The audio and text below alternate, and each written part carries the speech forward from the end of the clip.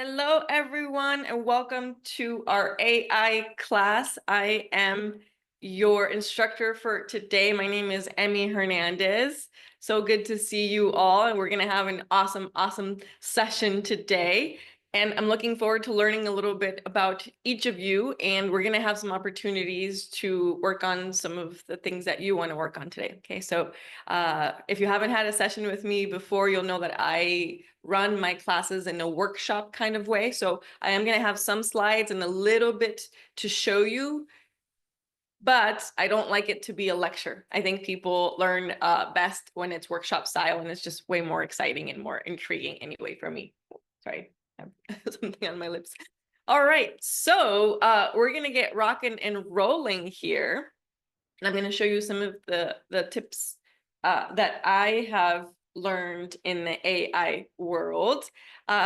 So who here, if you can type in the chat, has had a session with me before? So tell me if you've seen me before or if you are new to my classes. I've been working with DoSpace for about 11 months. I've been on hiatus for like the last 3 months, so I haven't been here, but that's right. Happy New Year. I haven't seen you all. This is my first session of the year, so Happy New Year, everyone.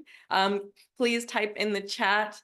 Hi, Jeff. Good to see you. Yes, I've had a session before. Awesome. Kyle New. Welcome, Kyle. Happy New Year, Mike. First class. Awesome. Mike B. New class. Awesome. All right. So here is the most difficult part about today's class. Hi, Tom. First time. Welcome. All right. So please know that I will have my chat off to the side. I'm gonna be watching it and showing you my lectures at the same time. So if you see me looking over here, it's because I'm looking at my other screen. I'm going to be bringing that over to show you everything I'm going to show you today, a piece at a time. Okay, so you're going to see in a moment why this class is so difficult. AI tools are popping up left and right. Seems like there's a new one created every hour, definitely a new one created at least every month. There are thousands and thousands of companies creating AI tools on a regular basis as we speak. So I'm only going to show you a few of them today, okay? I did find a list that I'm going to send you a link, that I'm going to give you a link to, of 40 amazing tools and in their industries and their use case scenarios, okay? So I'm excited for you to be introduced to this. Some of the tools you've probably already heard of, others are going to be completely new. Please know that this is just the beginning, okay? So today's class is meant to be an intro to a lot of these things. So we won't be able to deep dive into every single thing. So, but I will be able to answer as many questions as possible while we are here together. So I'm excited to be here with you, and I'm going to get you rocking and rolling. And I wanted to tell you about our first tool. So we're going to go straight into a tool specifically for this reason, because I used an AI tool to make this. All right, so let me introduce you to one of my favorite new friends. And by the way, I'm going to be introducing you to mostly free tools. All of them have upgrade options. Excuse me. And some fuzzies. All of them have upgrade options, but there are going to be some other ones. It's my job, I feel, my moral obligation to introduce you to all the free tools and then let you decide what you want to upgrade to from there. So I hope that's okay with y'all. All right, so I want to introduce you to presentations.ai. Okay, I'm going to put that in the chat here. It'll be part of the list and the link that I give you later, but I'm not going to show you everything at the same time because it will be way too overwhelming for you and for me. So presentations.ai is an absolutely amazing tool. We're going to go into, I wanted to show you the behind the scenes of what this looks like, just to show you all of the use case scenarios, right? So I've been running the AI class for about 11 months now, and this is the first time I'm showing this one because it wasn't around before. At least it hadn't even come into my world. So presentations.ai is one of my absolute favorites because you can make amazing slides with just giving it one sentence. So with these slides, I didn't change anything other than add these last two, and you're going to see in a moment. But before we go into showing you how it works, I'm going to show you here. And again, this one was free. It's free for a little while until you want to go do something. Okay, so this is as easy as start a new presentation, start from an idea or something that you've already created. It can also help you enhance. And it can give you some options. I'm going to actually select something that's already here. So developing critical thinking skills in students, effective classroom management techniques, incorporating technology in education. And we can use some of the examples that you would like, depending on what it is that you're working on, whether you're from a company, whether this is for your own company, we can use some examples there. So I'm going to tell it to just, sure, go ahead and write a presentation, develop critical thinking skills in students. Okay, so it's building it. You can tell it how many slides you want. If you want 1 slide, 5, 10, it'll start. These little crowns mean that at that point you have to pay for it. So let's say we want 10 slides on developing critical thinking skills in students. But you know what? You might be thinking, yeah, I mean, they already have those ready to go, right? Because it's not really AI. Well, let's think of something else. Okay. Let's see. Top 5 international destinations for 2025. Maybe someone is in the travel industry, right? And just as an example, maybe people want to go on vacation. Maybe this is for business. Maybe this is for fun. Maybe you're trying to convince your family to do a world tour in 2025, and you need to do a presentation.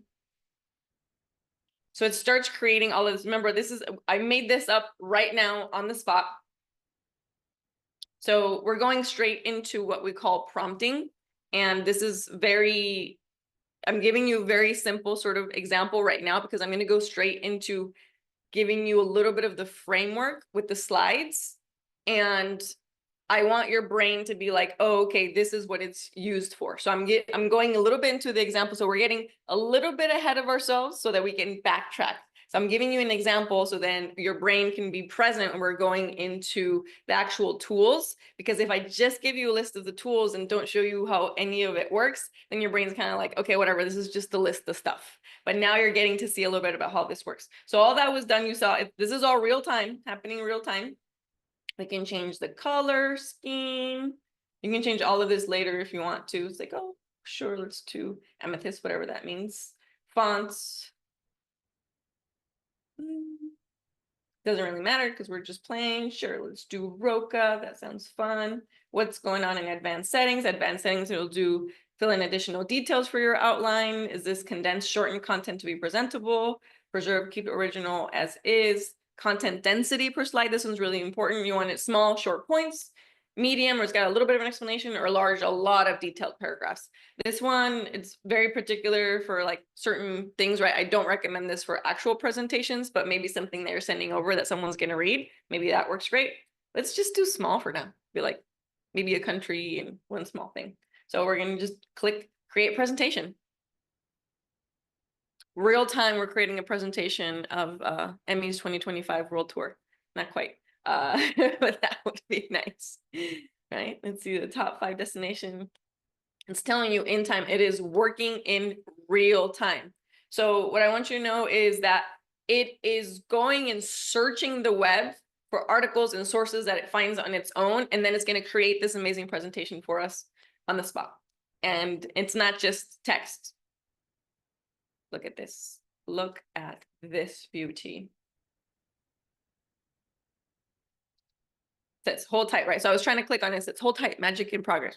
Okay, all right. So it says place slideshow or start editing. So you can edit from here or you can start playing. So I want to show you just this real quick because this is the actual tool that I used to make the presentation slides for today to give me a starting point. And then I deleted the slides that I thought were extra, and then I added a little bit of my own. So if anyone watching today is in any marketing function or really any function at work whatsoever where you do slides or PowerPoint, this is life-changing, at least time-saving, right? And even if you're like, oh, that, I can use maybe like 50% of it, you're already 50% ahead.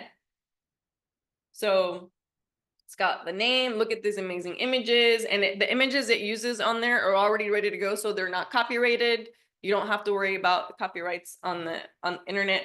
I'm not sure how the images were created on here, but they're all for you, ready to go. All right, look at this. Post-pandemic travel surge, emphasis on unique experiences, healthy and safety protocols, sustainable travel choices, technological advancements. Let's see what else. What else did it create for us? So I'm just doing next, presenting top 5 travel destinations, key criteria for those destinations. Look at this. I didn't tell it to do all that. Yeah, you all saw. So it's giving us things for us to be able to select upon. It says Japan is one of them. It's telling us why.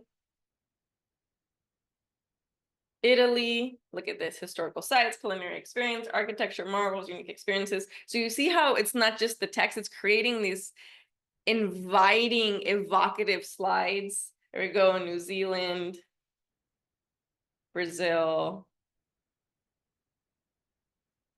and the wonders of Canada.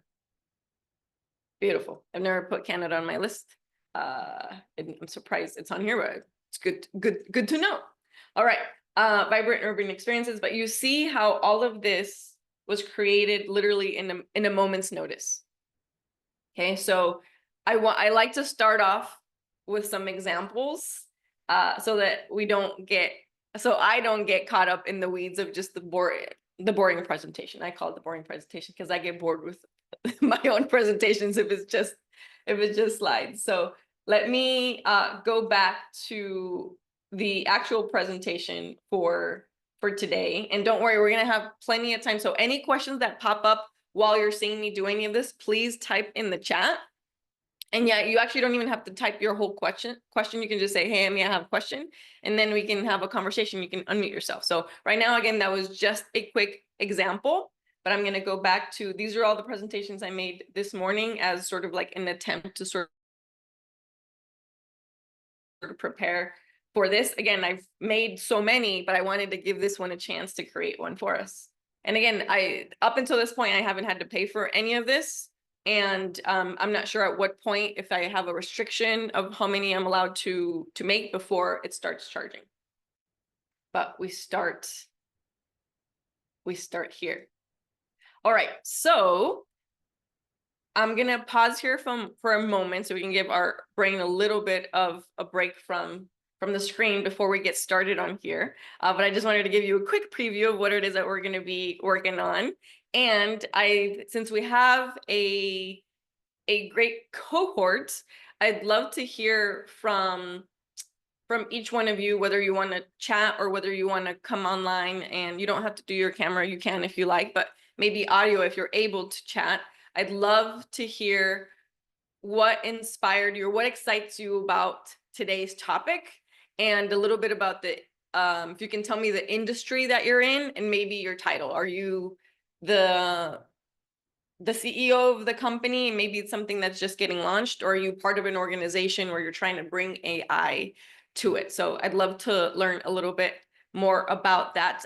Kyle, would you like to, and are you able to share a little bit about what brought you to today's class? And I'm going to set this up for the reason I'm asking is because when I know a little bit more about your industry and what you're excited about, I'm able to craft some custom prompts for you all, and we'll be able to have some fun and giving you some tools that maybe I wouldn't have thought of. Hi, Kyle. Hi. Yeah, so I use I'm in real estate, Okay, real estate awesome. sales, residential, commercial. I do use AI a little bit, um, and I use Canva a lot for design. and they do have some AI tools They that do, they they're basically, incorporated. yeah. So those are fun, just with images and videos and all that. And then, like Chat GPT, sometimes I use it for like descriptions about houses, just so I need some extra adjectives or anything. But that's about the extent of what I use AI for. Beautiful. You told me you're in commercial real estate or residential? Did I get Both. both? Okay, perfect. Just gonna make some notes here. Awesome. I think that's an incredible way to start experimenting with AI. I think you're going to be pleasantly surprised with what you pick up today and the prompting of it, because it's just going to enhance what you're already doing 10x. So I'm very excited that you're here, Kyle. Awesome. Looking forward to it. Awesome. Um, Jeff, would you like to share what's exciting for you today? Would you like to learn and a little bit about your industry, please? I'm doing this for personal interest. So I'm a writer, and I've recently realized that a friend of mine, actually in my workspace, is writing short horror stories and then having AI convert it to a story, like it looks like an animated video. And I thought that was so cool, and I thought I would love to try that as one thing. And I actually have a film script that I've written that I'd like to convert to that as well, not as a finished product, but more as a storyboard of the film script. I also want to use AI to do research. I do some very arcane research, UFOs, ETs, etc., stuff like that. And Love. then I want to try to figure out. Also, I'm getting towards retirement, and I want to use AI to help me launch some kind of some kind of a business, whether it's selling my writing or just, I don't know exactly, but things like that. And then I have a weird idea, is to use AI to research other AIs, like like to multiply the AI effect. I don't know if you can understand what I'm saying, but I just love all it. kinds of Yes, stuff. yeah, I get it. Well, I got to use AI today to research other AIs to make this AI presentation. Yeah, yeah, Yes, I absolutely love it. And I'm so happy you're here, Jeff. All the tools I'm gonna show you today, and again, there's only a few that I'm gonna show today and give you a list of all the ones that you can go research on your own. So we're gonna have a blast. I already have an idea of which one I want to introduce you to specifically for research. And then we can go down that route. perfect. Glad you're here, Jeff. Thank you. Awesome. Thank Welcome. Tom.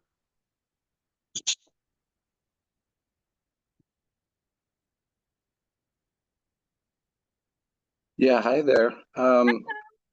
So I've um, I've had a architecture firm for almost 20 years now, and my wife is does yoga studio, and then we both have a like a network marketing business that we both work on. So I've got a lot of different things, a lot of different ideas of where I'd like to, use AI. Currently, I've only really used ChatGPT, and then also a browser that I use has some AI for like search results. That's really the extent. I've dug around a little bit to do a little bit of research, and so I've seen some other things, but really not a whole lot. And as far as like ChatGPT, it's really just doing research, gathering information, from the internet. Perfect. Awesome. Thank you for sharing. We got a lot of stuff for you. But on the architecture firm, the yoga studio, is the company that you're working with doTERRA? I see your shirt. Oh yeah, gave Okay. it away. Yeah, no, I love it. I'm a huge fan of doTERRA. Yeah, they're I awesome. don't have doTERRA with me right now, but I have one of my favorite essential oils here on the desk. So, there are a lot of things that you're gonna love about what you're gonna find today. And again, proper way of doing research. Proper is the wrong word. I would say enhanced. So I'm gonna show you another tool that has an enhanced. I'm gonna say it's Google plus works cited. So it changes, it collapses the amount of time that you need to, because it gives you all the sources in one place instead of you having to go find it and make your own works cited page. Especially if you're looking to have something that's an evidence-based approach. Yeah. Show you that tool. So Excellent. came in the right place. Excited Thanks. to hear. Mike B, are you able to share? So I'm gonna speak for both of us, Mikes, because that is actually my dad. I was named Okay. after Hi, him, Mike and he does Mike not have a Dad. webcam. Okay. Awesome. But we are together. We are communicating through the interwebs as we speak. But Love it. yeah, so we're part of Video Omaha. And yes, we're a videography company, and we're split pretty evenly right now between doing weddings and then commercial video marketing. So yeah, we're really interested in. We just signed up with MailChimp and trying to figure out how to, especially on the wedding side, so send out different emails and text messages and coming up with those, and it's pretty much just a family business right now. So we're working tooth and nail between the shooting, the editing, and then obviously doing things to get more business. Web design, and then yeah, just really any tools that can help speed that process along as we grow. So Awesome. Well, congratulations. I'm super excited for you. You just made thank me you. about let me see if I can remember this tool. There are so many tools that I get introduced to on a regular basis. And if you're wondering how I learned all of this, I've been studying it for a really long time. I do have a background in Silicon Valley. However, TikTok is my #1 way of finding out about new tools. Oh wow, okay. Yeah, TikTok is, I follow a lot of the marketing AI gurus on there. And again, I'm only introducing you to like the bare basic minimum. There are people on there that do a lot of like automation. They're like, oh, go to ChatGPT and then connects to Canva and then connects to this, connects to that. And like, that is not my world, not yet. Maybe one day I can do that stuff, but that's not what I do at the moment. Gotcha. We're just getting started. We're just getting started. All right. Absolutely. So you made me think of this. It actually wasn't originally on my list, but this is why I like to ask what people are working on, because I think everyone would like this one. So there's a tool here that I'm going to tell you about, and I wanted to tell you before I forgot about it, called landingsite.ai, because you're telling me about MailChimp and website and all that stuff. So for everyone who either is starting a new website or wants a simple, super framework, landingsite.ai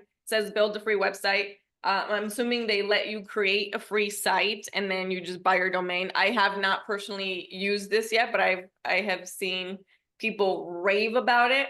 And it works very similarly to what I showed you about the presentations.ai. So for those of you who don't know, I also teach Wix.com here at DoSpace. We're going to have a few coming up here in the next month or so. But because I was introduced to landingsite.ai, I might just be teaching this one because it's basically what you need for a website, and it's just one page. So landing site technically just means that it's one page, but you can have multiple pages on here.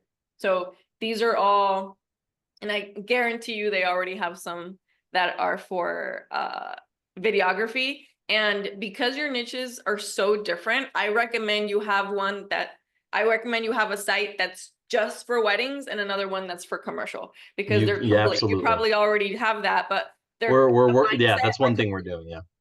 Yeah, sorry, go ahead. Oh no, I was just gonna say, yeah, that's one thing we're really trying to focus on. We're just coming off of a really busy wedding season in October and still Yeah. editing all those. So yeah, once that's done in February, yeah, that's the goal, is to really, yeah, just like what you're saying, separate those. So this will probably really help with that. Absolutely. So the great thing about the wedding niche is that it's pretty cookie cutter. So you can pretty much copy and paste someone else, like a lending template here. The commercial side is going to be a little bit trickier, but still doable. So if the reason most people don't create separate landing pages for their audience, especially if the audiences are so different, is because it's a lot of extra work.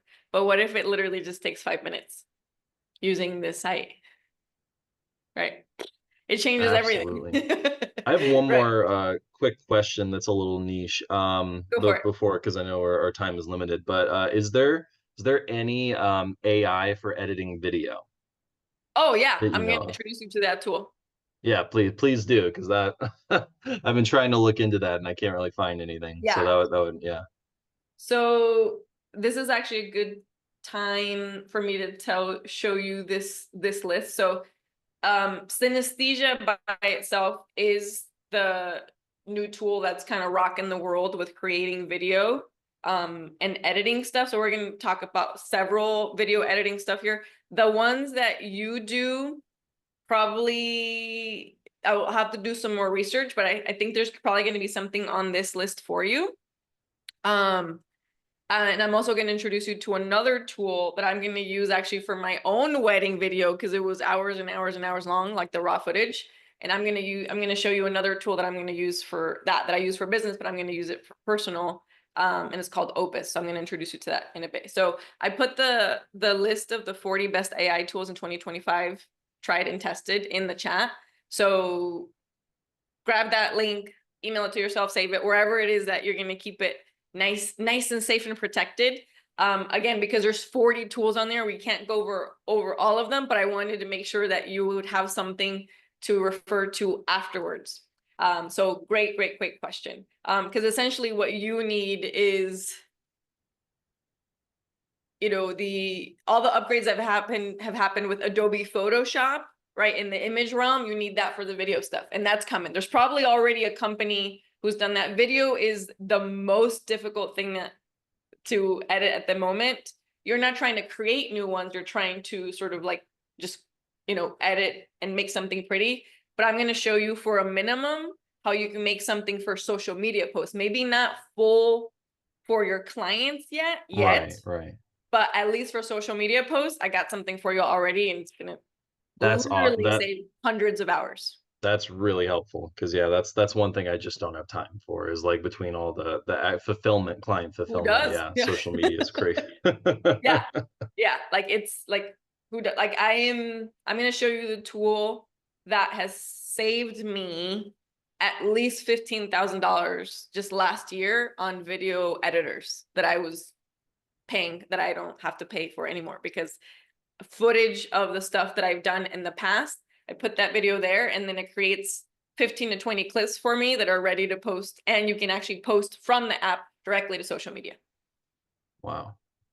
Yeah, and then that tool cost me a whopping $99 for the year. Wow. Okay. They've gotten more expensive since then. I think $149. What did you say that tool was called? That Yeah. was. We're gonna go into it a little Oh, bit okay. more later, Gotcha, but I can tell you right now. Just in Perfect. case I randomly don't get to it. It's called opus.pro Got you. or Opus Clip. But it's one of my, I get credits from them all the time because I refer them so much business. It is literally the number. This Perfect. one's not free forever, but you can create a free one just to check it out. And it really is worth all the hype.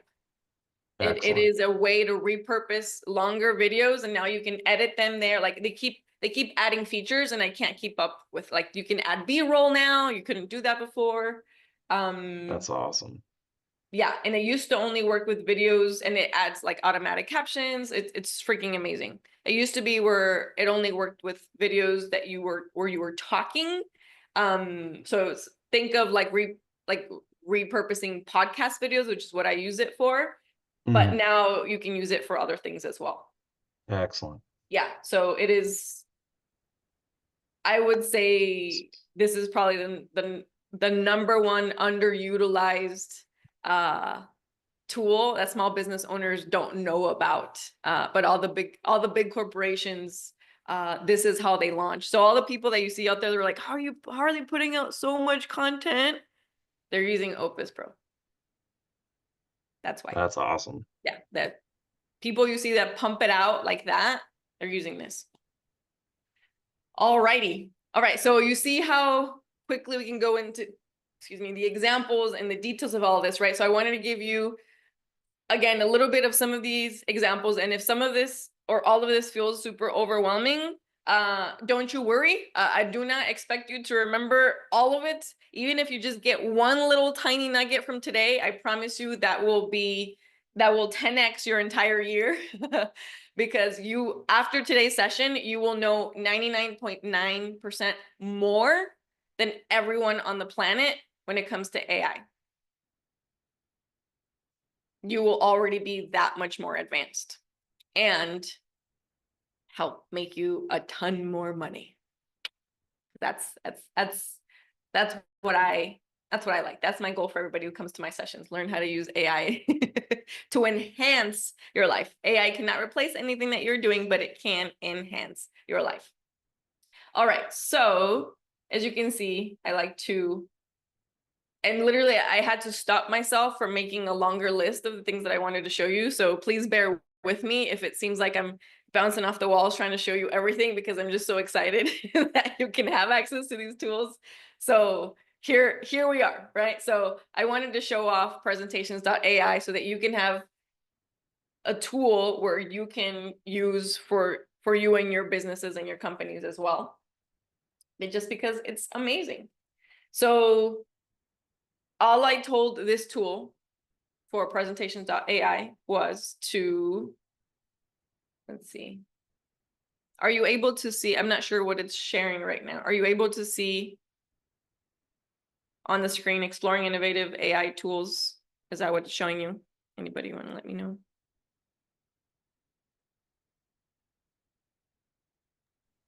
Yeah, that's what I'm seeing.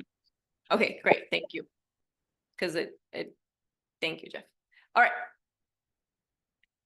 Just wanted to make sure, because I've done presentations before and people were seeing another screen or nothing at all. All right, so exploring innovative AI tools. That's literally all I asked the AI prompt. I said, hey, can you give me some AI tools? I made a short list and I said, based off of these, and then it just ran with it.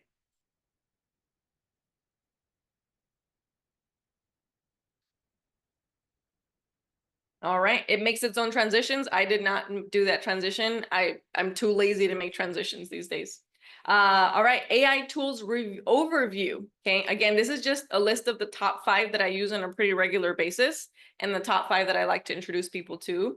And these are a little bit more about strategy and research. Okay, so think the AI tools are in categories. Okay, so there are some that are for video, some for images. Some of them do a combination of images and text, but I'm going to introduce you to mostly text and research right now, and then we're going to enhance from there. So one of my favorites that most of you have at least heard of is ChatGPT. It's probably the most famous around the world right now. And ChatGPT was created by a company called OpenAI, and it is meant to be sort of like a human-like response. What's really cool about ChatGPT is that you can actually talk to it as well. So it has a voice function. You can create a little voice, kind of like Siri on the iPhone, and you can have conversations back and forth. Pretty freaking awesome. Or you can just use text and it will respond to anything that you are asking. So the second one I want to introduce you to here is called Claude.ai. I'm going to show you what all of these look like, by the way. Claude.ai is one of my favorite tools for writing. So think of ChatGPT as like a really good assistant researcher. I want you to see all of these tools as like executive assistants for you, but they all wear different hats. Okay, they're all good at different things. ChatGPT is really good at research, strategizing, and coming up with a plan. Claude.ai was built by a company called Anthropic, and Claude is a really good writer. So think of it as Claude is an expert PhD candidate assistant that's an intern for you. They're really good at writing, and you can tell this assistant, hey, make this concept much more simple and put it into layman's terms, write a blog post about it, or write an Instagram post about it. and my audience are teenagers, or my audience are little old ladies who crochet as a hobby. And depending on what you tell it, who your audience is, and you want to make it relative to them, it'll change what it writes, because you can tell it what voice you want it to write, and depending on your target audience. So Claude is my favorite. Okay, you can put a star next to that, whatever, if you're taking notes. When it comes to writing and social writing in more like the human sense, I actually use Claude a lot for a lot of my friends and clients who need help with cover letter writing. Okay, so anybody who's writing cover letters, I think ChatGPT is great at helping create a resume format and helping rewrite things that are just on point for resume. And then Claude is better at the cover letter, because the cover letter is a little bit more human, right? You write a little bit more conversational, yet still professional. So that's how I like to explain to people, like use ChatGPT for resume writing, and then Claude for cover letter writing, right? So the third tool in here I want to introduce you to is called Gemini by Google. So Gemini used to be Bard. So if you've ever heard of Google Bard, I'm really happy they rebranded, because Bard just, I don't know, just never sat right with me. Is now Gemini. So if anybody has an Android, or knows anyone with an Android, it is now kind of forced upon. I have an Android. It's not forced upon us, but we had the option of transferring over everything onto Gemini. So I'm able to talk to Gemini, have it do things for me. Have I used it very much on my phone yet? Not quite. So I haven't even started that capacity yet, right? So the idea is to integrate its new, so if when on the iPhone you say, hey Siri, and give it commands like I do on my MacBook, on Android is okay Google, at least. Yeah, most of the Androids have okay Google, and here it is starting to work already. It is now Gemini. Okay, so I'm just giving you, and we're talking about like this just happened like last week. So I'm giving you all of these things so that you can see how much they're integrating into our life now. Okay, so this is not a future conversation. This is a now conversation. And don't worry, you are not behind on anything. Okay, everything I'm introducing you to, some people know about one or two or the other, or none at all, which is much more people that know none about it. The fourth tool is Copilot. Okay, Copilot was created by Microsoft. I like to tell you who created them so you can see. For me, I don't know about you, but for me, one of the important things around here is what is the legitimacy and the privacy behind a lot of these things. And because a lot of people are trying to download different tools, you never know if you're accidentally downloading something that has a virus, right? Or going on the wrong website. So I'm giving you legitimate sites that you don't have to worry about. So Copilot was created by Microsoft. They are one of my go-tos right now for creating images. ChatGPT creates images off of something called DALL-E. You do have to pay for a subscription for that. It's $20 a month. Copilot is still free. I've seen no reason to pay for it. And it does an okay job creating some images. Is it perfect? No. But none of the image creation ones are. But Copilot does some images and some research stuff. It's not really my go-to for research. Gemini, as you can imagine. So imagine this, right? So all of the things that we have Googled in, since late 90s, or when all of this started, the reason Gemini is amazing at research stuff is because it has all of the data that we've used from a psychological perspective of how we search. So that's why Gemini is so cool, because as you're asking for it to strategize and give you a list of whatever it is that you need help with, Gemini's got that for you. Copilot, again, their research is Bing. Their research side is Bing. So Bing is not that great at it. So I don't go to Copilot to help me do any research or stuff like that. I don't really trust it, because I don't think it has a lot of the functions. Or I don't think it has enough information that I would need. And then number 5, the reason I bring this up. So for those of you who told me that you are really, really, really interested in sort of the research side And especially with the legitimacy of like an evidence-based approach and articles and stuff like that, Perplexity is going to be your next best friend. So perplexity.ai is a knowledge-based tool. So just so you know, the founder of Perplexity left OpenAI. Okay, so this person used to be an engineer at OpenAI or ChatGPT, left that company to found their own, so that you could create some more, so they can create some more magic. So what they realize about ChatGPT is that sometimes it gives you things that are incorrect or not factual. So you have to fact check, or if it gets some information, you're like, okay, that's dubious, or maybe you trust it, but it doesn't have a link to any of, where did it find it, right? Where's the source? Where's the evidence? Where's the evidence? And Perplexity creates everything, or everything it gives you as a research, it'll put numbers, and then you can link, it'll link you to the original article where you wrote it. So then from there you can decide, is this, did it think this was legitimate and it was written on, a parody site, or was it real? So that's what's amazing about Perplexity, is that you don't have to go then finding things all over the place, because you can, and very often, by the way, you can go from one AI to another. So for example, sometimes I will get a list of things, of topics, and then they're like a works cited from Perplexity, and then create a campaign around that on Claude. Okay, you're gonna see how we do that in a little bit. So these tools can all work together. And again, I'm just giving you my 5 favorite right now. These are not just it, okay? There are literally hundreds more. But I wanted to give you just 5 for now.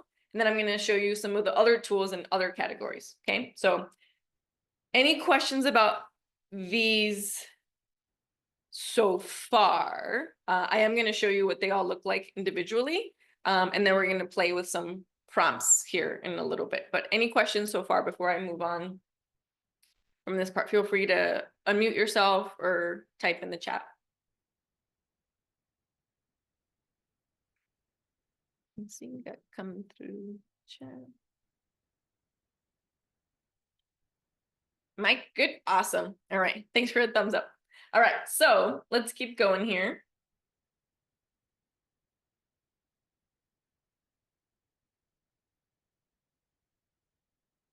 All right, so we're going to go into the prompting framework and introduction. So those of you who have already seen ChatGPT, which I think was most of you, you understand that you type something in and give something out. It feels kind of like Google, except for Google is not conversational, and it doesn't really make changes, or not very well, if you change how you write your sentence or how you write your phrasing. Sometimes it does, but this is a back and forth.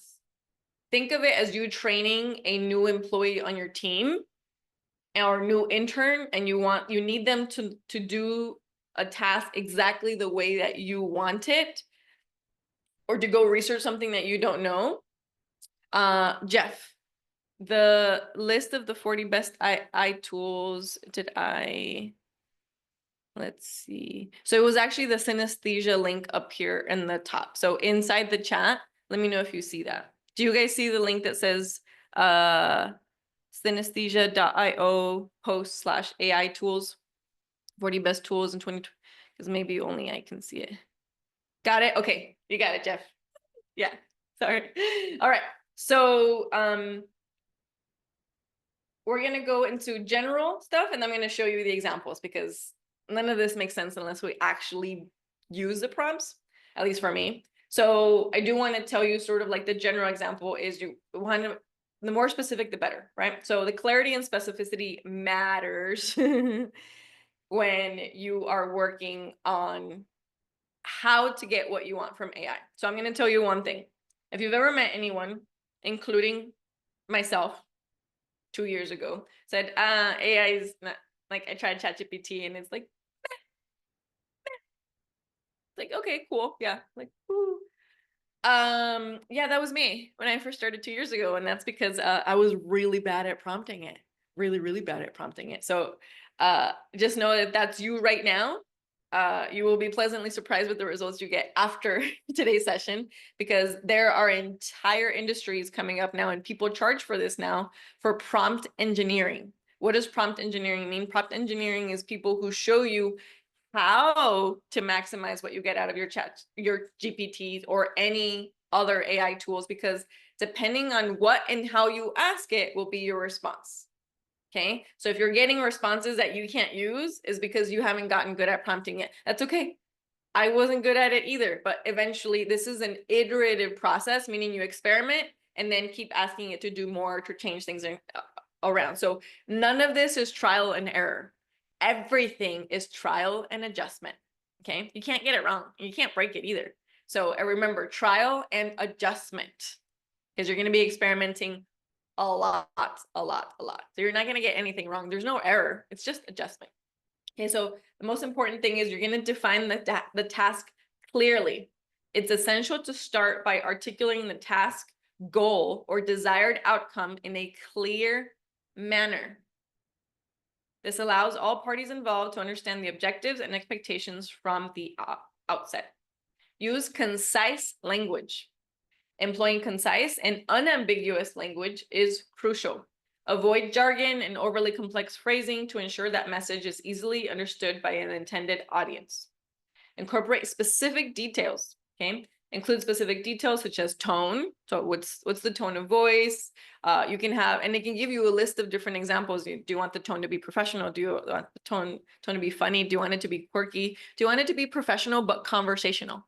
Not, but I like the yet, right? So I actually use this a lot, like have it be conversational yet still professional.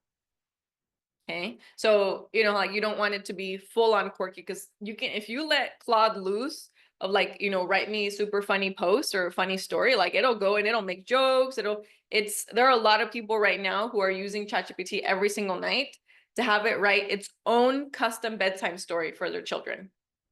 And then it reads it to them. What? Right? So you can get as creative with it as you want and also give it guidelines and standards. So, but we need to tell it, what are the parameters, right? We need to give it context. We need to establish clear expectations. Setting clear expectations helps align all parties involved so that you can prevent misunderstandings. And then there's feedback loops for clarity. So mind you, this slide, I'm going to remind you, yours truly, Emmy, did not spend 30 minutes making this. This was part of the presentation that was created that you saw the AI make from the very beginning. Isn't that mind-blowing? Right? So instead of spending hours and hours and hours preparing for something that you would have normally done, I'm not saying don't prepare, yes, prepare, but this was all done in 5 minutes. Less than that. You saw how quickly it was created, okay? And then you want to do feedback loops for clarity. This part is critical, okay? What is a feedback loop? You're going to see us doing it. This is what I mean about the iteration process. You're going to start with something. It's going to give you a response, and you're probably going to go like, ooh, it was close, but no cigar, right? You're like, okay, that was close. So we're actually going to talk to it as if it were an assistant, because you want to give your assistant some props, right? Like good job, like, hey, that was a great start. Now remove X or add this, or let's try it this way, right? So I want you to be the AI's #1 biggest cheerleader, right? So when you are a cheerleader, you are and the best coach, okay? So when you're a good coach and you give good feedback on what the AI is doing, it'll then continue to iterate better responses for you.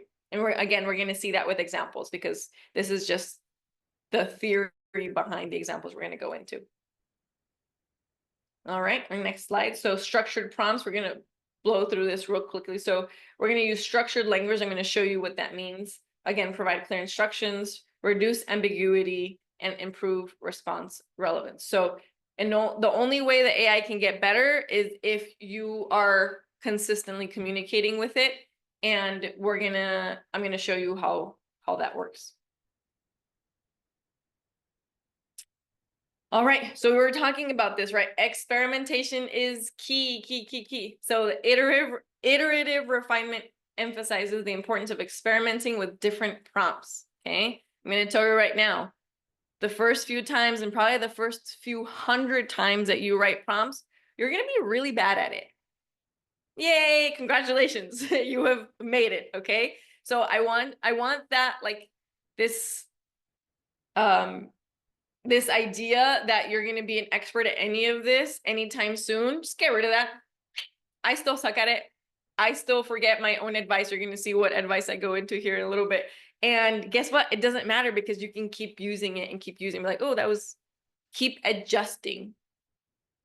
You want to keep refining prompts, optimizing your outcomes, and then you're going to be analyzing the effectiveness, right? So you're going to see what works best with which tool, and then we're going to customize for specific needs. Okay, so this is what I like to, this is why I tell you which tools I use for what, because you get to use them for your own purposes as you move along. And they are not all good at the same things.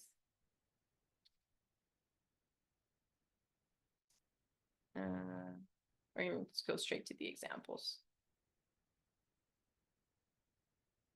Oh, I think I missed the other example. Go back.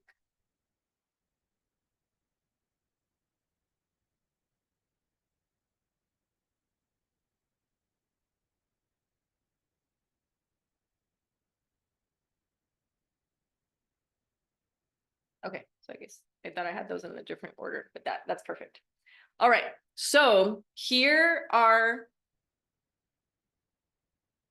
two marketing prompts here that I want you to look at. Feel free to take a picture of this, take a screenshot, whatever it is that you want. I'm going to keep these up for a little bit, but I'm going to talk about them, and I'm going to break down what is happening here, okay? And what the importance of how we create a prompt.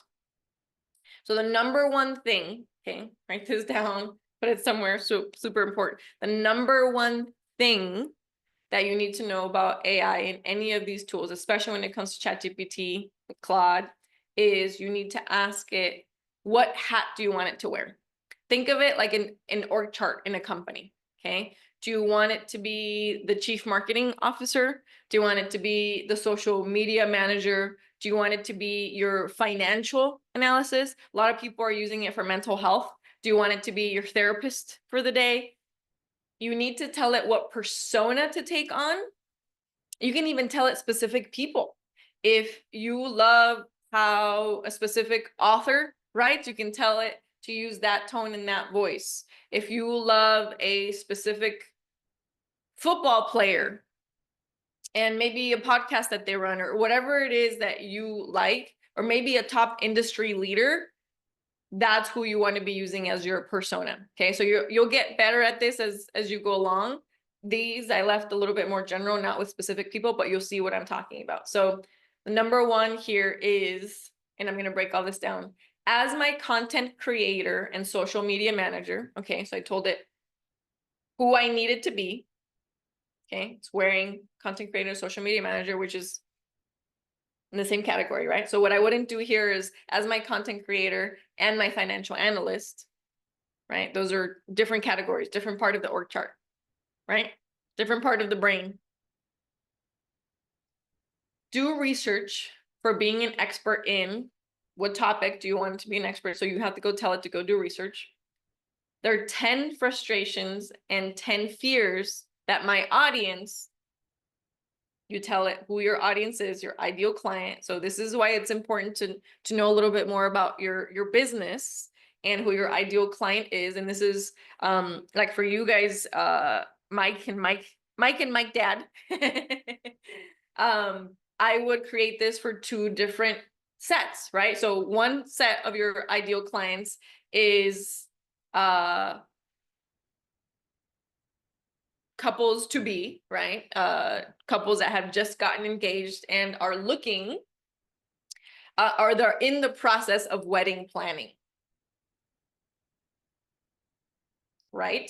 And then your other one is companies, right? So on the commercial side, is there something particular, right? So let's say that 80% of your commercial work is with restaurants. I'm just giving you an example, right? Instead of just saying commercial, say restaurants, right? So if you want to target restaurants this month, or if next month you want to target architecture firms, you can talk to Tom, right? And there are a lot of different ways of being able to angle this. And remember, because so ChatGPT and Claude eventually that you can't use unlimited for free, right? But you can use a lot of them in a day, and then it'll tell you like, hey, you know, come back at a specific time. But if this is something that you're planning on using on a pretty regular basis, I do have a subscription to ChatGPT just because I use it so much. That has changed my life, right? And it's $20 a month. So that's something that I'm willing to invest into that. Right. So that's one example there, and their experiences, because and to this point, right, it'll go do the research, and then I can go tell it to do other things, right? So once it gives me that, I can say, great, now write a post for every single one of those for Instagram, and including the hashtags. Right? So you can give it multiple tasks as it keeps going. You're like, okay, great. Now with that, now create, or you can tell it, create a month-long social media plan or a content planner. Right? So like it can keep going from there. The second one, and remember, these are just random examples. We're going to be able to play with some of them as we go in here. That's why I like to make this a workshop, because right now it's all just sort of like in the field of hypotheticals and theoretical, right? So the second example here is, as my marketing genius, write a campaign outlining the top frequently asked questions in my area of expertise. So you can put in, you know, your topic or your industry.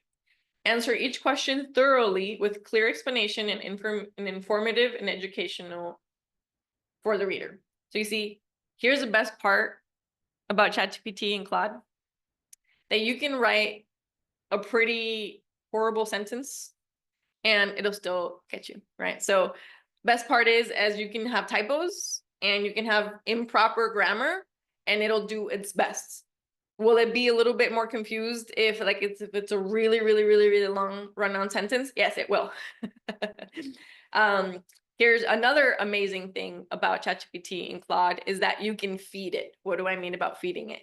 Is that you can give it documents or websites for it to go research, or maybe documents that you've already worked on, and tell it, hey, use this file as a reference with whatever it is that you're giving it.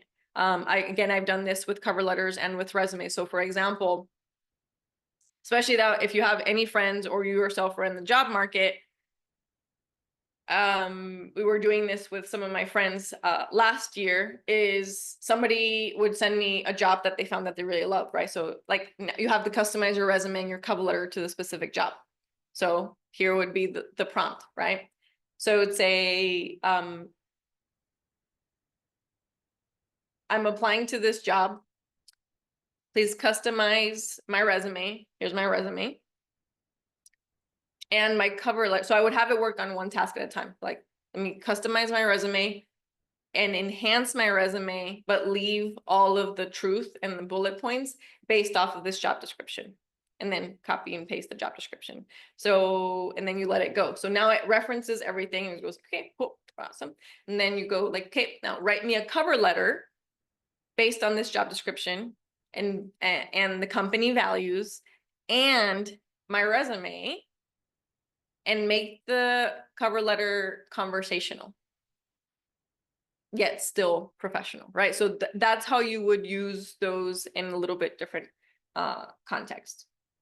Let me give you the one for a blog post, right? So what's cool about the blog stuff is that a blog could really, you can have ChatGPT create a blog, and if that blog does well, or even if you just love it, it'd be like, hey, great, I really like this. Now create social media posts for Instagram, right? So you don't want to tell it to just create a social media post. You would want it to, do you want it for Facebook? Do you want it for Instagram? Is it a script for TikTok video? Is it for carousel and IG? Is it for LinkedIn? Okay. So most of you, I think all of you are in businesses where I recommend that you are doing LinkedIn posting, and it'll rewrite it based on that tone. Okay. So let me give you an example for the blog prompt. So remember, it's, as my content creator and brand strategist, I'm looking for like a type of blog post that will clearly explain the features and benefits of my product and service to my ideal customer persona. Okay, so these are all things that you would need to fill in the blank. and persuade them to make a purchase with a strong call to action, right? Do you always want to have the call to action? No, not always. Sometimes it's just for educational purposes. Just sometimes it's just for entertainment, right? To build, foster relationships. So you don't want to always be doing a call to action on social media, but at least 1 out of 10 posts you want to be doing specifically with a strong call to action. So please take a picture, do a screenshot of this, because I want you to have examples of how these work, and then we're gonna start working on them here. So I'm gonna show you some of the tools. All right, so again, the main reason I wanted to show you this in the presentation slides, which for those of you, Jeff, you know I hate doing the presentation slides, but I use them specifically so I could show you this tool, presentations.ai, because it's an important tool that I like to share with business owners. Okay, so we were talking about the tools. So I'm just going to show you what they look like for now. So for those of you who haven't seen ChatGPT before, this is what ChatGPT looks like. Okay. And we're not going to play with it right now, but we are going to create some prompts. So I want you, for those of you on the line, I want you to think about what's something like Kyle, I know you use it for creating descriptions for houses. So here's what's cool, right? So let me give you an example of how you can use one tool or the other. So let's say when you're putting stuff into the MLS, it's pretty straightforward, right? Like description, it's not about being creative in the MLS. So let's say you're writing a description for MLS versus a description of this house tour that you just took a video for Instagram. Now the description from one to another is completely different. So I recommend you would use Claude and tell Claude to give you an example, give it the main description. And because I've done this with real estate agents, and then use Claude and say, hey, write me a fun and engaging caption about this this house. And then you give it information you got, and then it'll make it a pretty one. So we can actually practice that today. So you'll see how that happens. So this is Claude. Claude looks a little bit different, but again, you can add stuff to it, and you can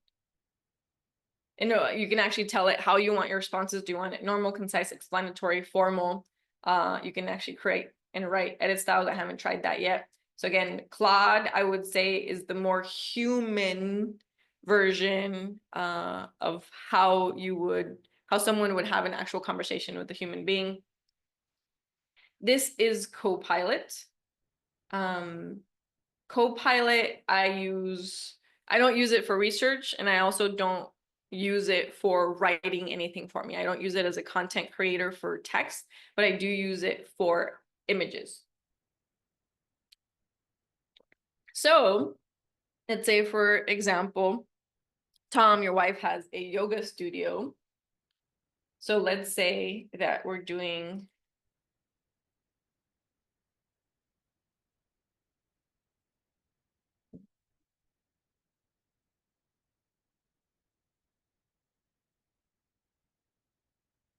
create an image of a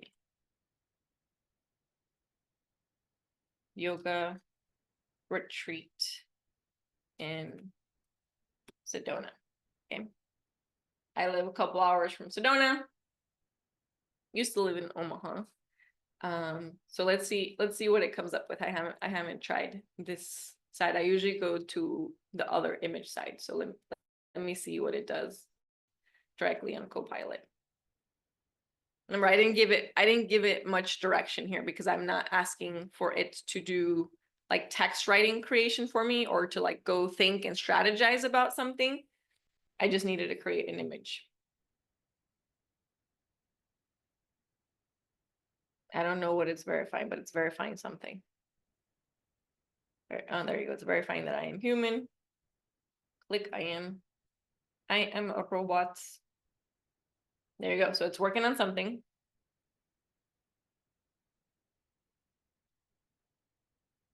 It's creating a serene yoga retreat. I didn't tell it to do serene, but I like the idea. There we go. Right? So image will be ready shortly. So this is where the iterative process comes in. And we can say,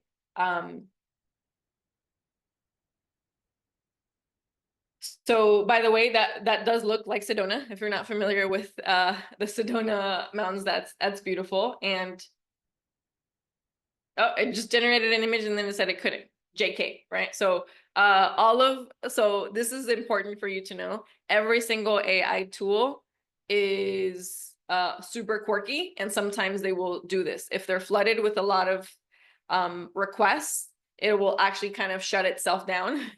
And you see it happen real time. It stopped the image. So let's see what happens if I just refresh it, because it created the image and then it disappeared. It's funny. Okay, there we go. So from here, it'll literally just tell you, like, let's download it. So I don't know what it's gonna do here, but because again, I don't use Copilot very often. So I do like to tell it, great. Again, think of it as if you were training a new intern to the company. So you are the leader, you set the tone, you set the culture. So you want to give people that they did a great job and a great start, right? So great start. Please make the image 4K hyper realistic.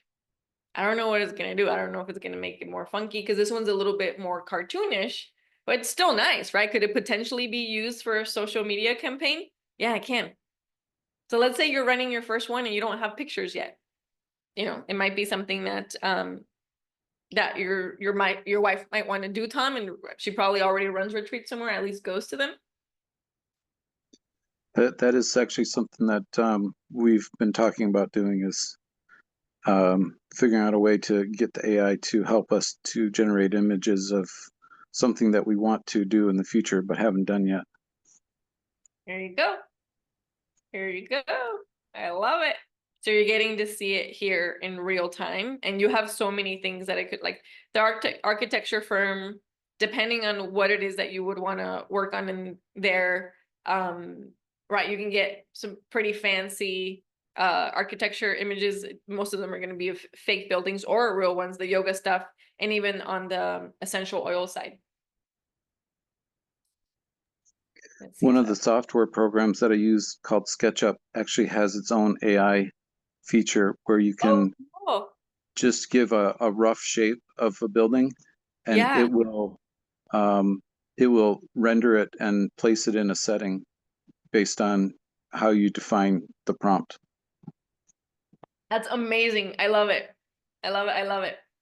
Canva is starting to incorporate a lot more of AI as well. It's not that good. So you're seeing in real time how quirky and like how this is throwing a fit out of nowhere, right? So it created one image and then it just kind of like, I don't know what to do anymore, and it got stuck. So it is not you, it is the AIs right now, and it is all of them. They all have their own quirks, they all have their hangups. Sometimes you just got to start over. So I just wanted to give you that example here. That's on Copilot.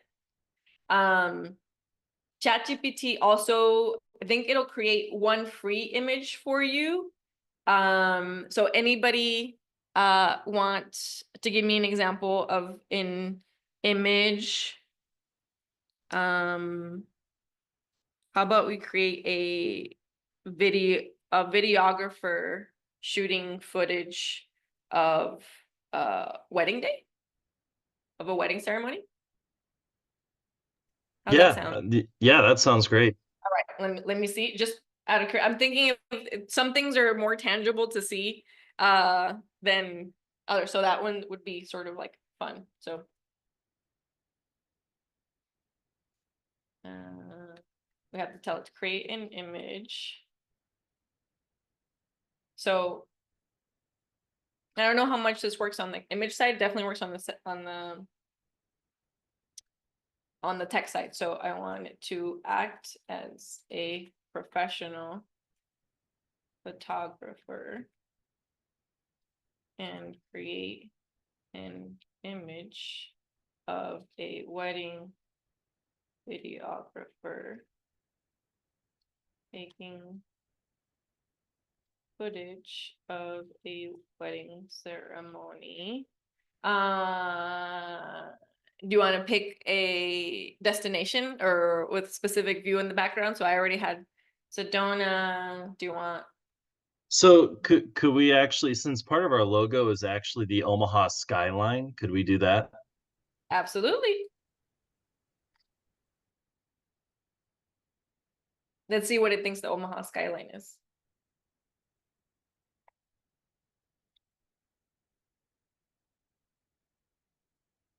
Remember, I gave it some specifics, but not too many. So I'm going to see what kind of image this creates. All right. So how's that? How's them apples? That's kind of cool. It's almost close. I think the Woodman Tower has a clock on it. Yeah, they added a clock. That's pretty freaking cool, right? So let me see how many it lets us create. So this is on, I don't remember if this page is the free ChatGPT or my paid one. So I apologize, but you can definitely, I wasn't even thinking about that, but like this is so this is what I wanted to show you. Great. Now make the image 4K and hyper realistic. Okay, that's all I'm going to tell it, and then we're going to push enter. Ready? I don't know what's going to come up with, or if it's even going to want to do it. Because sometimes, sometimes the AIs right now are like toddlers. They're all 2 years old, and they throw tantrums, toddler tantrums. So let's see. It might understand that command, and it might not. You could also tell it that you want it to be Chihuly style, kind of like the glass sculptures, or do you want it to be?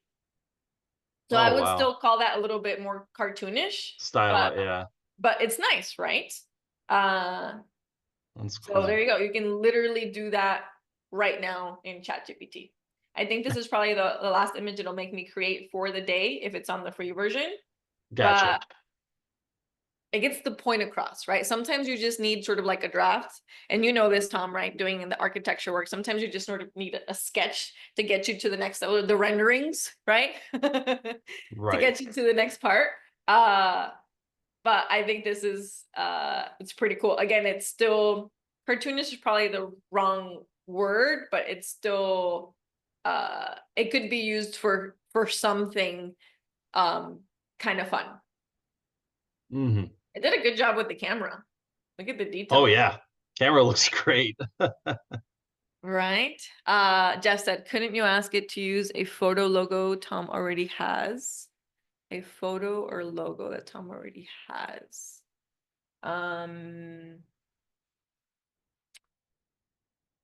Probably.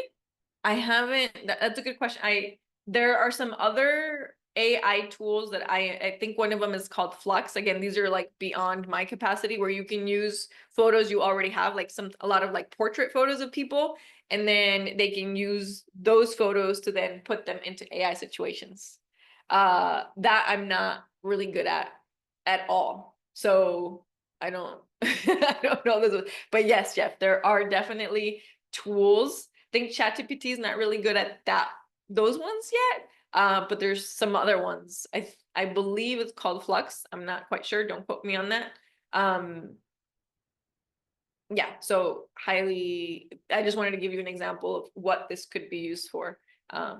But you're right on the money, Jeff. And there are other tools that are 1,000 times better at making images. This one is using. So the formal version of ChatGPT, the paid version is called DALL-E. It's not its own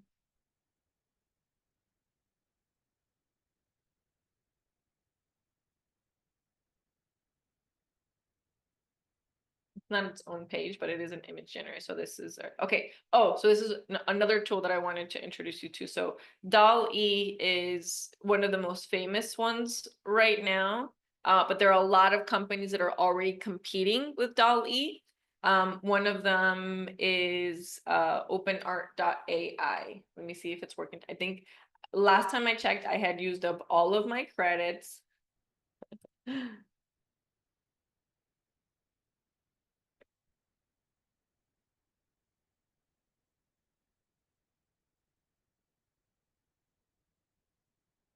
Creative vision elevated, realized by A. Start creating. Now it's free. So I do recommend this site to create images, openart.ai. Between that, Copilot and ChatGPT, you can usually get something pretty cool. I've actually helped people create logos with this. So just so you know, AI images are really, really, really, really horrible with human fingers. Like that'll add like 6 or 10 or like make them all crooked. They're also really bad with words. So what I like to do is if it creates a logo and it has like the words and it can't spell, okay, that's something that is, so if you're struggling with it and you're like, oh my God, spell this correctly, this is how it's spelled. It is not you, it is the AI. That's just where we are right now in technology. So what I like to do is take the image, if it's something that I really, really like I created a pediatric logo like 6 months ago for a dentist office for children. And the logo that it created was super duper cute, but the words that I created on the logo were all messed up and misspelled. So we just took that and put it into Canva and then cleaned it up. You can edit from there. Right? So there are a lot of possibilities. So that's openart.ai. But I promised you I was going to show you, and this is Gemini. Then we're going to go into some of the video tools here next. So this is Gemini, and this is Google, right? So this is where you can ask it whatever, and it does a really good job sort of doing research and bringing stuff back. I don't use it as often, at least not yet. But I can tell you right now, I've started to use certain tools instead of Google. So I wanted to show you, so for those of you who are asking me about the research side, and I was telling you about the Works Cited page, Works Cited, here we are on, where did Perplexity go? Oh, here you are.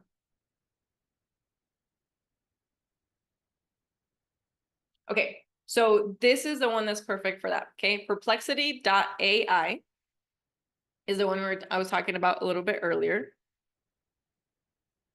Oh, is my screen not sharing?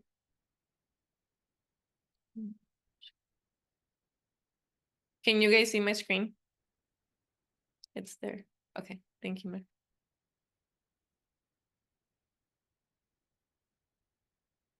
Sorry, Jessica, yeah. I'll put the link in here. So perplexity.ai is really cool because think of it as it goes into all the search functions. It uses all of ChatGPT, all of Google, all of everything basically in the world. Think of it as the library of the world. And you go into it and you find an encyclopedia or whatever it is, and it has all of these works cited. So you have the back of the list of the works cited or the bibliography, and it'll tell you anything here. So let's see, we have 2 of you, Jeff and Tom, that does a lot of the research stuff. Jeff, do you want to give me a topic for us to research on and have some fun? And so you can see how the works cited sort of works and the links to the articles on there. Sorry, I gotta get my buttons. Sure, let's have fun. If you want to have fun. Alrighty, let's go. What is the source of the current sightings of orbs and drones? I love it. What is the source of the current orbs and drones? Drones, yeah. Okay. What is the source of the current orbs and drones? Perfect.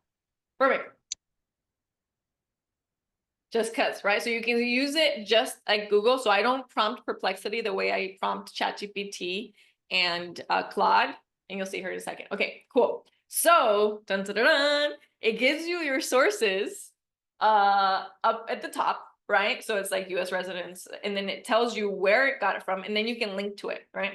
And then there's even a YouTube video. and then ETSN, and then show all. So here's a little bit of Reddit, New York Post, you can go into it. So the answer is possible explanations, right? Lawful activities, John Kirby, misidentification, plasmoids, I don't know what plasmoids are, government monitoring, and then despite these theories, the FBI, Homeland Security, but so it gives you a really cool sort of like concise answer. And then, so here's what's important. Next to each one of the things that it's telling you its answer is telling you where it got it from and why, right? So again, this is where you're like, okay, where did you see that? And then you can go see and then decide if it's a legitimate source or not. So again, from here, talking about Hindustan Times, ETSN, and it got it from this YouTube video, right? So it either probably grabbed it from not just the title, but whatever was in the transcription of that YouTube video. So that's what's really cool, because it'll scrape transcriptions on the videos too and give you all of this in one place. And then what I love about this, and it does what Google does, like, hey, you know what's related to that? Okay, awesome. Are the drones and orbs connected to any specific events or locations? What explanations have authorities provided for the drone sightings? How do the sightings of drones and orbs differ between the US and the UK? Okay. Are there any specific theories about the origin? What role do plasmoids play in the mystery of the drones and the orbs, right? So you can go on and on and on, right? Because once you click that and it says, oh, there's more that's related. Once you click that, there are more that's related, right? So, and then it also shows you images over here, and you can, it looks like that's a video, images, awesome, right? So this is a good start if you want to start getting articles and information together for anything that you're playing with. So you got some more fun research to do there, Jeff, with the orbs and the drones. Yeah, I would say based on my research, that's a very sanitized result. And maybe I just need to do a better prompt or do iterative prompts to get more of what I think is going on. But Yes, right. And again, we also didn't give it much to work with. So it was just like, hey, you know, what is the source? So because the question was, what is the source? So it's trying to figure out like what to answer. And again, you know, everything's gonna be this one is very opinion and very scientific depending on who you're talking to. So you're gonna have a range of all of it, right? Because there's probably some of the sources have to be Reddit threads as well, I presume. Oh, I like this. I hadn't opened this up. So if you push this, it'll tell you are the sources from over here. Isn't that awesome? So I love this for researching medical things, for medical research, so as well. So there you go. I had some fun with that. Thanks for playing along, Jeff. So Tom, I was thinking about you and your wife on the essential oil side. I'll give you an example. So we're going to go into here, new thread. So keeping the name doTERRA on purpose out of it, because you want it to be just about the science. Give me a list of top 10 evidence-based reasons for using essential oils. Are there any? Are they just anecdotal, right? So here it's gonna go in really quick. And again, you get your sources. Those are the previous sources. Now you're gonna show all. There we go. So we got our sources. So we got one from WebMD. There's more over here.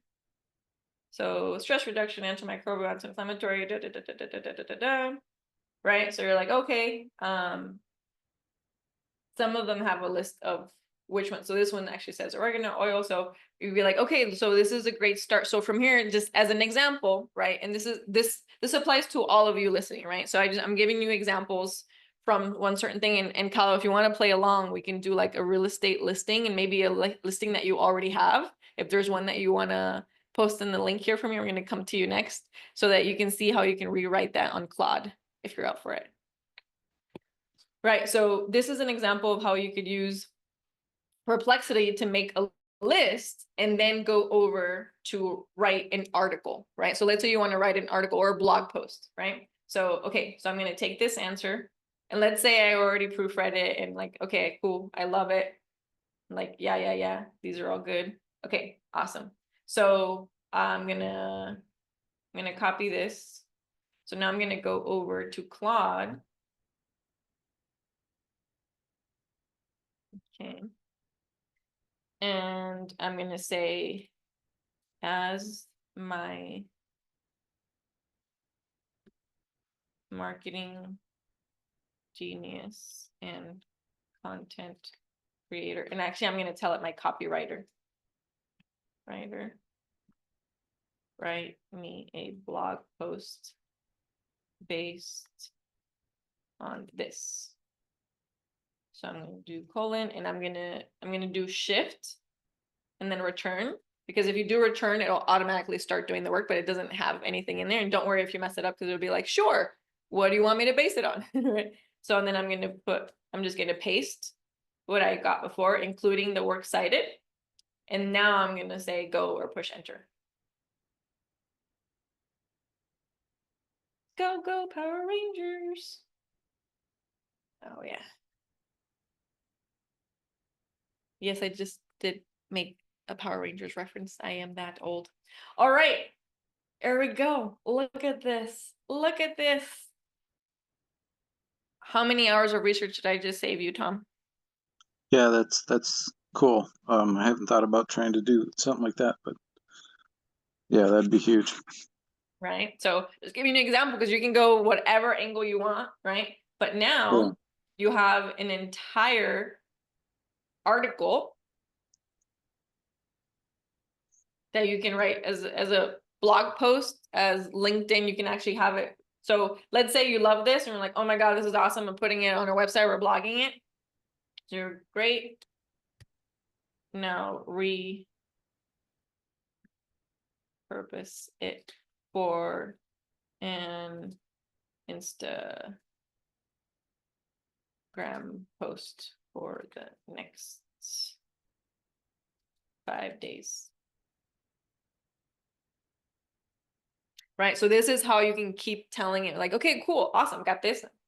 Look at that, you even get emojis. So because it knows what Instagram wants, it tailors it to the platform. So here are 5. So day 1, caption, science speaks. 2, got a little amoeba there, some germs. You're gonna like, how cool is that? Right, Yeah, so you that's can great. use this, right? You can use this for any topic. Again, so now you're seeing how you can use one AI to do the heavy lifting and then give it to another one. Could Claude come up with its own list? It could, actually. But when it comes to a lot of the evidence-based stuff, especially when I work with a lot of the medical and healthcare industry, I like to use Perplexity first and then put it into Claude. But Claude and ChatGPT can do its own research and create a list for you as well. But I like, again, this way you have all of your lists, and if people want to have links to citations, you can have that at the end of your blog post. Awesome. All right, Kyle, do you want to work on turning some boring MLS descriptions into something that's more enticing for social media?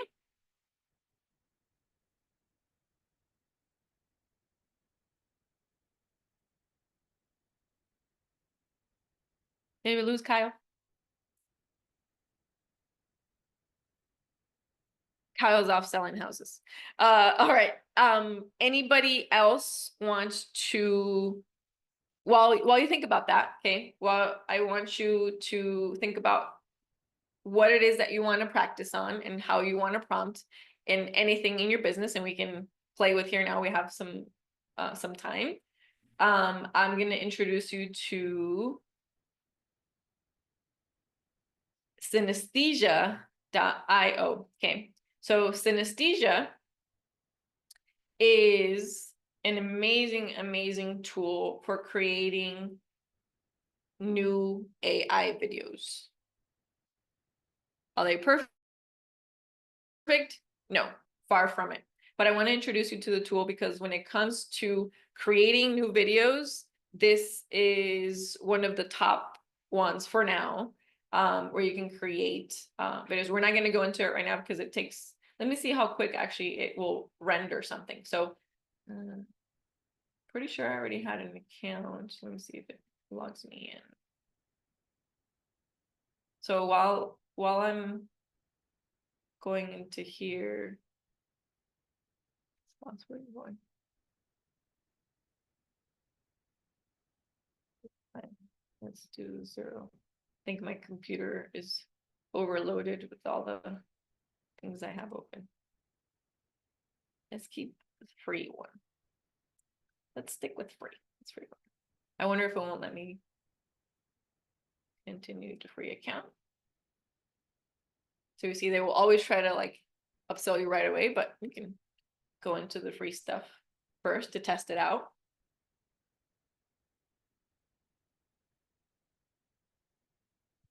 Okay, so we don't have time to go into the full sort of creating a new video here, but I wanted you to know that this site existed and you can start going play with it. So that would be something Mike and Mike Dad, I recommend you start playing with, because it's something you can start incorporating into the work that you're already doing, maybe even with some B-roll, right? So on the wedding side, you don't want the B-roll, but on the commercial side, this could be a big help, because you can definitely add it as part of the full video package that you're creating for your customers, right? It's very different on the wedding side, obviously, but on the commercial side, this could be a huge game changer. Okay, so I'm going to come back to Opus clip because I want to go a little bit deeper. Again, we don't have the time to make videos on our calls here because it's its own workshop and session. But what I want you to know that this, all it is you drop a video link. So it doesn't even have to be your video. It's something that you can either upload or you grab from YouTube or you grab from Vimeo or anywhere else. Or LinkedIn or Loom if you created a video on Loom. And here's what's so great about it is that it can take a horizontal video like this and auto frame it so that it's now in portrait mode. And it makes it for portrait mode for YouTube Shorts, Instagram, and TikTok. Okay, so everything has shifted from horizontal, and I'm sure you've seen this, Mike and Mike Dad, the frustration of, we spent all this time shooting in horizontal, and that's what we were taught for YouTube, horizontal. Then TikTok comes along and just messes it all up. So now the industry trends when it comes to anything being posted online, it's portrait. There's still a lot of YouTube videos, like long form videos that you would want in horizontal form. But when it comes to YouTube Shorts is all portrait, all portrait. So I'm going to pause here for a moment with to open it for questions and any workshopping that you want to do with your specific company. So I'm going to pause here. I'm going to stop sharing my screen because I've shown you so many tools in a very short amount of time. I know that. I told you, remember, this is why I told you up front, like, it might be a little overwhelming, but even if there's just one tool or one key nugget that you take away from today, it's already 10 times expansive, and it'll, if you use it and implement it, it'll change your life for 2025. So I'm going to pause there. Who would like to ask me a question and or help with a prompt or some more examples, or if you want to use a specific example for your company or business, happy to. Okay, even if I already invented something here, we can do that together. And if you don't have any questions on that front, because you're just kind of processing all of this. It's totally okay. If you don't want to practice any of it today, you can practice it later, or you can practice it on your own. If you'd like to share with me, I would love to hear from you. Any and all of this, what has been your favorite tool from today so far, and what you're most excited to use it for? So speaking of processing all this, Yes.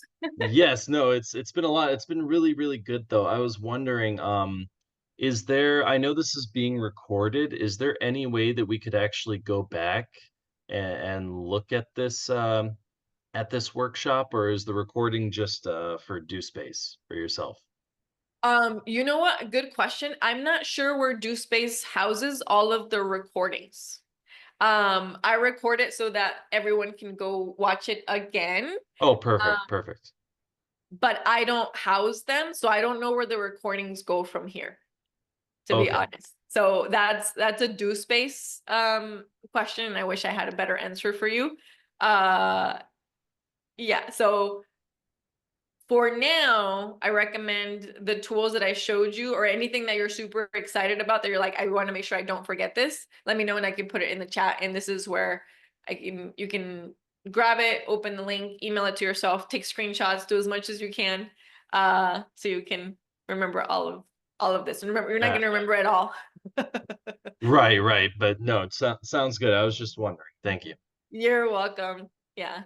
Modern Equipment Company. I'm not sure what your name is. I said, what app would you use to convert a logo to 3D and animate it? Oh, my friend, that's I don't have an app for you on that. That one is like creating a logo and then making it 3D is its own thing, and then animating it is another thing. I don't have an app for you at the top of my head. Does it exist? Probably. I don't at the moment, I don't have anything to share with you. That's like multiple levels deep on that. Making a logo 3D, I would recommend Adobe Photoshop. That would probably be your best bet there. And on the Adobe side, animating it is a whole other game. Yeah, so I don't have any tools for it, but they exist. Modern Equipment Company, I don't know if you are able to see this link. It might actually be, let me see. So before you came in, I gave everyone image generation, graphic design. Okay. I gave everyone a link for the top 40 tools in their categories for 2025. And I just put it in here again so you can grab that. And I just looked over for graphic design, because you're looking for graphic design. Says the top 2 are Canva Magic Studio, which I know you can make that 3D. I don't know about the animation part. And then Luca. So I've never tried Luca, but you can check that out. Jeff, when is part 2 of this class? Right now, my friend, this is the only one we have because it's already too much. I'm gonna have another class, and it's the same one of this one for this month. But it's always open. You can always come back to the same session that I'm doing, and if you want to workshop something more of what you've already started, I'm happy to workshop something with you, including on your short stories and all that. So I hope that helps, because you can always keep coming back. So you said your favorites are all, let me see, Jeff, you got Perplexity, Synesthesia, and Landing Site, and other writing ones. Not ChatGPT all sound like my favorites. Awesome, I love it. They can't all be your favorites, or I guess they can't all be your favorites, Jeff. Awesome. Tom, do you have any favorite tool that we talked about today? Yeah, says Jeff. Oh, go for it, my friend. All of them can be your favorites. You crack me up. Go for it, Tom. So I guess favorite. I'm not 100% sure, but I like the concept of using multiples, right? Or stringing things along, and I think that is something that I'm really curious about, and trying to figure out how to do things like that. I did have a thought. So you know, or maybe you know, I assume you know, Jenny Hoyas. She does like short videos, and she's kind of mastered this short videos for TikTok, Instagram, you know, that sort of thing. Anyhow, I'm wondering if you can, in an AI, can you say, hey, I want to basically replicate what she's done for her videos and get kind of a breakdown of how would I then recreate the same sort of thing, like for example with doTERRA. Yes. So can you tell me, is there a link that you can share with me in chat that goes Oh, to one of her profiles, maybe? good question. Yeah. So if you find that, you can feel free to drop it in there, because we can tell Claude and ChatGPT to use this person's to break down this person's top viral videos and what made them successful, and then say, okay, great, now write me a script for my own video in this topic. So you can use, that's how I would go about that, and sort of like breaking down the success factors and then helping it build out a script for you. Okay, so her YouTube is just at Jenny Hoyos, JENNYHOYOS.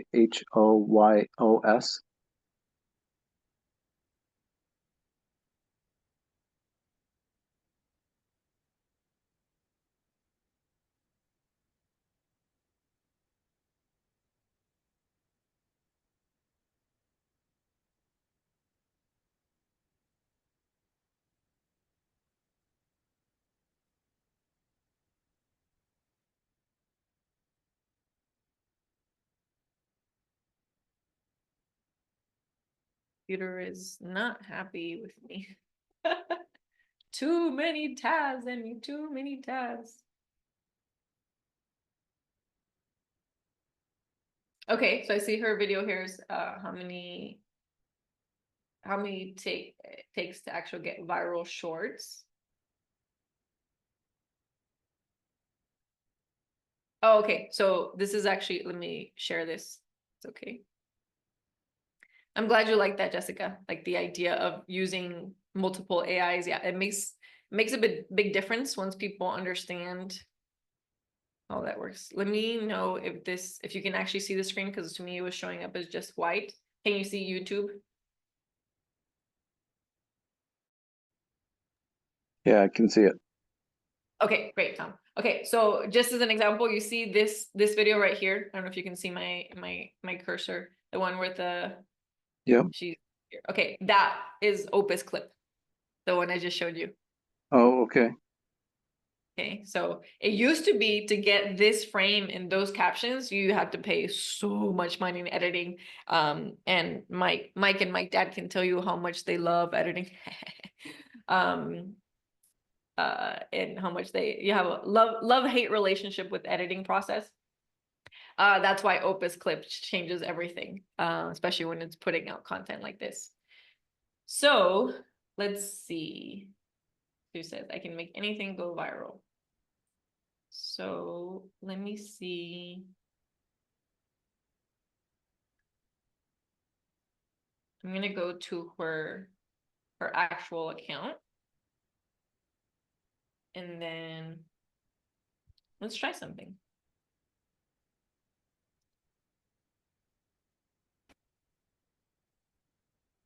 So I would say everything in my family's house without the milk. I would say she's a master social media marketer.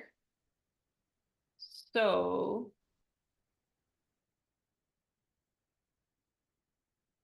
we're gonna go into Claude. I'll close some of these down.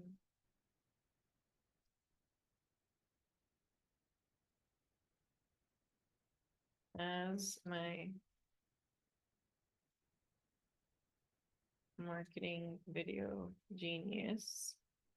Can you see the Claude that I'm prompting, Tom? Yeah, I can see it. Okay, great. As my marketing genius, right? What topic do you want to work on here? Do you want to do the doTERRA, the essential oils? Yeah, sure, that'll work. Okay. A script. Viral script. So there's no guarantee that the script will be viral, right? But we can tell it sort of like the intention is. Write me a viral script for any specific oil or just doTERRA in general? Yeah, say doTERRA lemon oil. There we go. Because they all do different things, right? doTERRA lemon essential oil based off of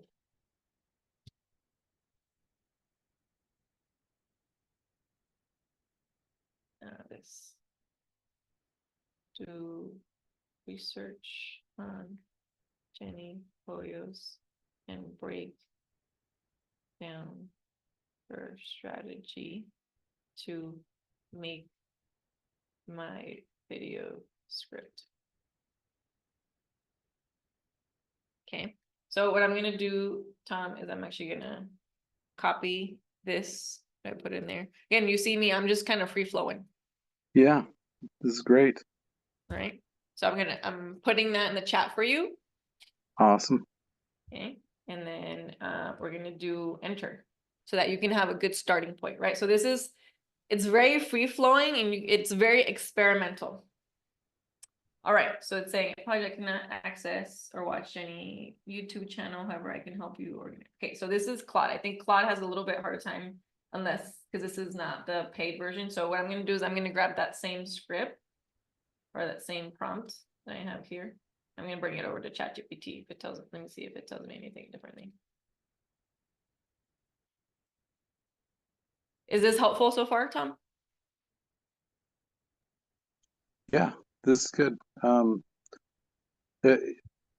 I'd never tried anything like this before, so I just had the idea as you were explaining some of the other ways of combining things and thought it'd be worth a try. Perfect. All right, so one of the things I want you to know is every time you're starting a new topic, start a new chat with ChatGPT or Claude or Perplexity. Don't keep asking it because now, the last thing I had asked ChatGPT was to create an image for a wedding videographer. And if you continue in that chat, then it gets confused because it's a completely different topic, right? Yeah, that So makes now sense. it's a completely different topic, we start a new chat. I just wanted to say that out loud because even though I was doing it, you might not understand what I was doing or I take for granted. So I like to verbally say, you start a new chat. Okay. Can you paste? There we go. And let's see what it does here. This says searching the web. Searching.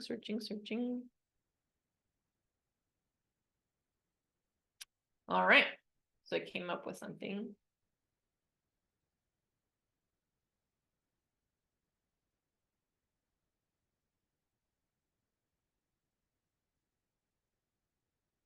All right, so it says consider the following script structure. So it's giving you the visual of close up a half lemon being squeezed, vibrant juice droplets. So this is actually something that you could actually put into synesthesia, believe it or not. You could actually take this, copy it, and again, we don't have time right now. But in the synesthesia, when you create a free account, you can do this for yourself, right? So it's a close up of a half lemon being squeezed, vibrant juice droplets in slow motion. Very cool, right? That's something that you can grab from as B-roll from synesthesia, right? Or CapCut, right? Okay. CapCut has a lot of incredible B-roll now. And narrator, ever wonder how a single drop can transform your day? Introduction to the conflict, right? Tired of stubborn stains and artificial cleaners. hand reaching for doTERRA lemon essential oil. Discover the natural power of doTERRA lemon essential oil. Looks like they're talking about going to go into cleaning, right? So it made its own topic: clean your home, uplift your mood, and refresh your senses on one drop. Visual, the doTERRA, closing with emotional appeal, family enjoying a clean, happy home environment. Again, B-roll from synesthesia or from CapCut. Bring the essence of purity into your life with doTERRA. Strategic breakdown. So it's telling you the breakdown, right? Compelling hook, relatable conflict, having to clean with non-toxic stuff, a clear solution, visual storytelling, emotional resonance, and effective pacing, right? And the straw contact, call to action. So check this out. Great. Update the script to make it a funny skit. Do you see that? Yes. Okay. Awesome. All right. So you're like, okay, cool. Can it be educational and dynamic? Yeah. So and I was like, okay, cool. So I like the topic that it picked for, sort of like a little bit of everything, but you can't discuss everything at the same time. So scene Right. 1, cleaning drama. Kitchen in chaos, greasy stovetop. This is a disaster. Lemon, where are you? Relax. Describe doTERRA essential lemon oil. The lemon smirking. Told you I'm more powerful and powerful. Like now the lemon talks. So I don't know if you've seen, but there's actually a really funny lemon filter on TikTok and CapCut. This would actually be really freaking hilarious. Does anybody know what I'm talking about? The lemon filter where you can put your eyes, like you can talk on it and it looks hilarious, but you're the lemon. I've not seen that. I highly recommend you look it up, right? So like the lemon can now do the talking, and then scene 2, right? Scene 3. So it created a whole movie script. If you're watching, Jeff, is this exciting to you? Because I know that you're in the animated video and the film script space, and obviously this isn't going to be as creative as you, my friend, but it can try, right? So you can repurpose something that you started and be like, okay, that was I did a good job with the topic, right? And it's using the framework from Jenny Hoyos. Yeah, that's what I was, because you can only come up with so many ideas on your own, right? And Oh, for sure. Yeah. This is why you can do this. And this is why I like having it create like FAQs for the fears and frustrations of your target audience. And then you can create content like literally forever and ever and ever and ever, right? So it can give you, based off those FAQs, what are 3 videos that you can create from that, right? So it's literally ongoing if you know how to keep prompting. Was that helpful for you, Tom? yeah, so cool. Thank you. Awesome. You're welcome. Anybody else want to practice a prompt or tell me what your favorite all the mics, Mike and Mike Dad, you want to tell me your favorite tools that we looked at today? Yeah, absolutely. I mean, without a doubt, the Opus clip I'm really gonna look into. Okay. Because like you Excited. said, editing is uh I love it, but it's a lot. And Yes. it's like all I do nowadays anymore. So I'm really excited to see how that can speed along my workflow. And then just everything that you talked about to help with posting social media content, I think will really be beneficial as we really start navigating that and starting to try to really focus on that and get more followers and so forth. Awesome. I'm excited for you. Yeah, thank you. Thank you so much. This was awesome. You're welcome. I'm glad you enjoyed. Jessica, would you like to share? I know that I've seen you in the chat, and sorry we didn't get to talk in the beginning, but do you have any favorite tools? What is the lemon talking Yeah, tool? I'm actually talking with my team around the corner as I'm listening in Oh, here, good. telling them. So we're already having conversations about how we could use it for the community here that we work with. So it's really exciting. I think I'm looking forward to checking more out about the Opus clip and the synesthesia. Definitely Claude perked some interest, and then we have a I guess a reporting, a research team that Perplexity I might point out or see if they've been using too. So all of it. Yay! Woohoo! I'm glad. There's always, this is why I like to give a broad range of different tools, because depending on what you're working on, you will gravitate towards different ones, and then you'll start a different project later, and then you're like, hey, is there an AI for that? So Yeah, absolutely. awesome. Yay, Jessica. Thank you for coming to class.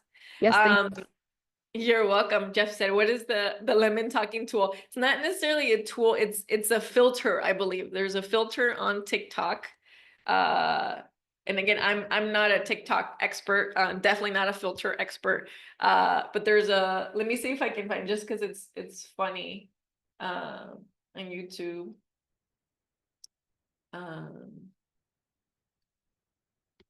Funny. My computer is starting to slow down because I opened up way too many AI tabs, and my computer is like, I can't do this. Sure.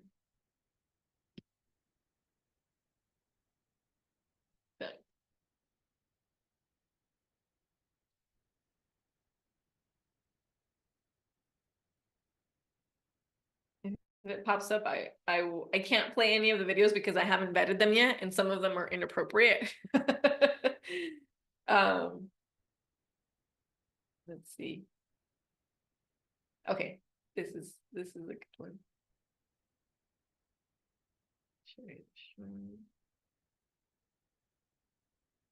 That's I would probably say the talking lemon.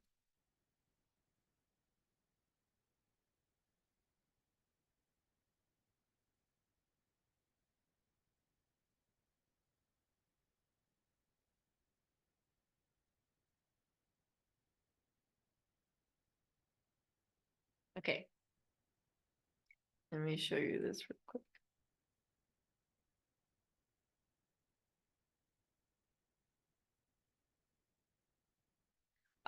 Jeff, you're saying, what do we do when TikTok goes away, if they don't divest? So what's interesting is that whether or not TikTok goes away, I don't know what's actually going to happen with it, now that it's banned officially, is that the paradigm shift of how content is created is changed forever. TikTok created a whole new culture of how we create videos, how we entertain ourselves, how we consume entertainment in media. So at least for a little while, people are gonna keep doing that on Instagram. There is another app that TikTok owns called Lemon8, which, speaking of lemons, I'm not going to go into because I don't know much about it. And like, this is all like happening right now, right? Basically, as we speak. So we're going to see what happens. Instagram is doing a good job at trying to create more filters, and they're doing their best. So this is what it looks like. I think this one might be a baby face on there. So that's the viral lemon.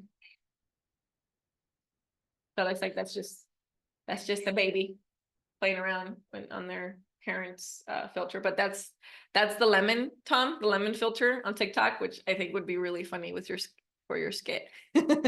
So I don't know if you remember, it's been quite a while, but there used to be a Screaming Orange. I think they did some YouTube videos back. Oh, yes. 10 or more years ago, something. Yeah. That's what it reminds me of.